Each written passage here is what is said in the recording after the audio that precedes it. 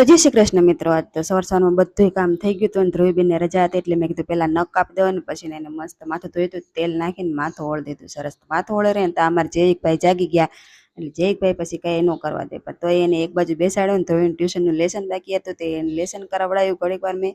અને ધ્રુવીબેનનું લેસન પૂરું થયું ને એટલે અમે પોગી ગયા બધા રસોડામાં પોગ્યા ને આ બે ભાઈબેન જો વાસણથી રમતા હતા. અને પછી મેં એક બાજુ દાળ ભાત મૂક્યા, દાળ ભાત મૂકીને લોટ બાંધતી હતી ને લોટ બાંધી હજી નથી રહી ને તો આ બે ભાઈબંધ બહાર વહી ગયા. આમ જો પછી એને બહારથી બેને અંદર લાવીને જમવાનું બનાવ્યું, જમવાનું જમીને બધા ઘડીક વાર હોઈ ગયા.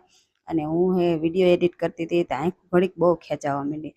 પછી આમ જો શાંત થઈ ગઈ હતી, વાદળ એવું મસ્ત થઈ ગયું હતું, વાતાવરણ મસ્ત હતું. મેં કીધું હવે આ બે ભાઈ બેને જગાડું નકર રાતે પાછા નહીં હોય.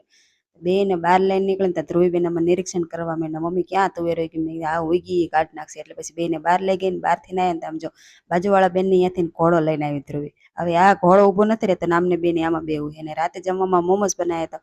તો મળશું નેક્સ્ટ વિડીયોમાં, ત્યાં સુધી બાય બાય.